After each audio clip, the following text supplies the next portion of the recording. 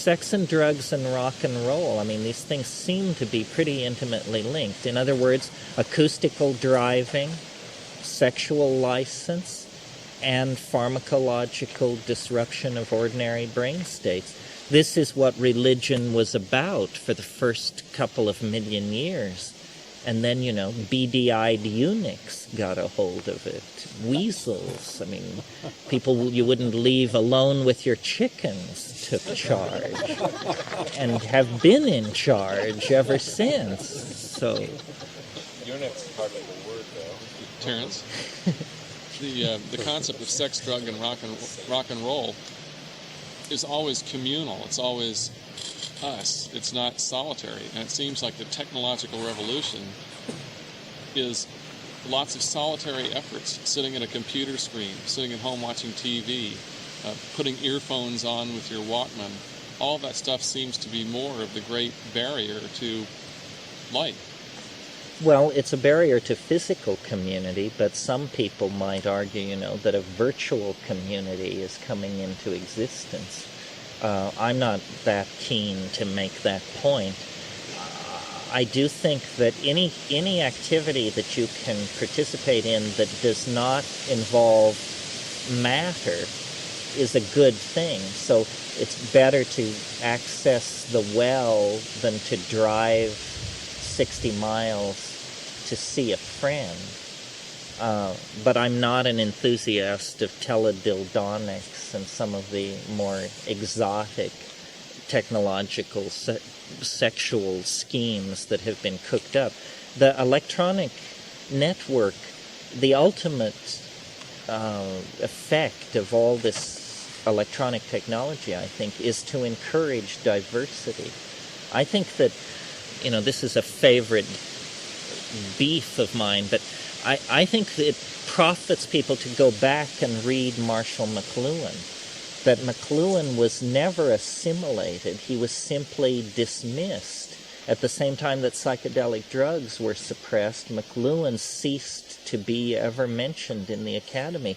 And that he very, very brilliantly explained the impact of media on cultural dynamics. And by media, we mean any technology. From the screwdriver to LSD, technologies change the societies that use them, always in ways that the society cannot anticipate and expect. And so I think computers are really driving a lot of this archaic tribalism. I mean, obviously, in a world with epidemics, socially transmitted and sexually transmitted diseases and stuff like that, we can't return to the simple orgy around the campfire of 20,000 years ago. And yet we need to do something operationally equivalent to that. Well, the electronic media may throw open an opportunity for that. I don't know. I don't pretend to understand it. I mean, like, for instance, my normal reaction to gratuitous violence in media is to deplore it like everybody else does. On the other hand, I've never had to bash somebody's brains out in fury, and it may be because I've seen a lot of that done for me on celluloid, and so it has in some sense depotentiated the need for violence. In other words, maybe vicarious violence is as de-violent as we can be. Primatologists talk about, this goes back to the sexual thing again, chimpanzees that never witness other chimpanzees having sex never get it together. They masturbate their way through life. Male chimpanzees that have never seen the sex act can't get it together. Well, so then what do? We inveigh against pornography, stigmatize it, and it has to be hidden away. And yet, probably the consequence of so much soft-core and harder-core pornography on cable television is probably a measurable increase in the amount of pleasure and non-neurotic sex that people are having because they finally saw what was permitted, or got an idea of what was permitted and said, my God, you can do that, and you can do that, and you can do that. Well, let's get to it. On the other hand, it may be like violence. If people see so much of it and it looks so good there, they may feel like they don't have to do it as much. Or gee, when I do it, it's not as good. I'll just watch it. Well, like I say, I don't feel strongly about these things. I think they're interesting questions. How media affects us and what's good and what's bad. Everything is very double-edged, I mean, take a concept like free trade. Sounds good. Free trade is a license for cultural murder and genocide. Free trade means I can sell crap anywhere.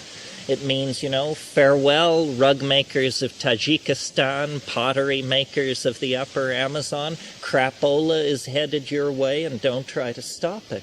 Everything has, you can't figure out, until you figure out what goals you're trying to maximize, you don't know whether you want more violence in the movies or less violence in the movies or more sex on cable TV or less or what you're trying to do. I believe firmly in the power of the imagination and in the wisdom of the situation. Thank God.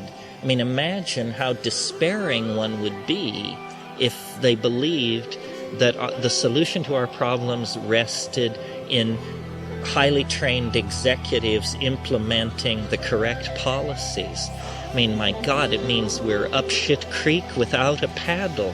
But what the psychedelics reveal is a dynamic on a scale where, and they just basically say, do not worry, act, commit, but don't radiate anxiety because it's just ridiculous to radiate anxiety. It vitiates energy. And some kind of plan is happening. Every situation that has been put in place on this planet from the very beginning has been eventually swapped out for something else. And, we worry about the impact of human civilization, but an asteroid smashing down on this planet in a fraction of a second could do more damage by orders of magnitude than 50,000 years of human technology and pollution. So it's very interesting to try and build an ethic or a point of view when you expand your premises to try and actually encompass the real dynamic of the planetary and cosmic environment, which is unpredictable, shifting, willful, and beyond rational apprehension, largely, I think.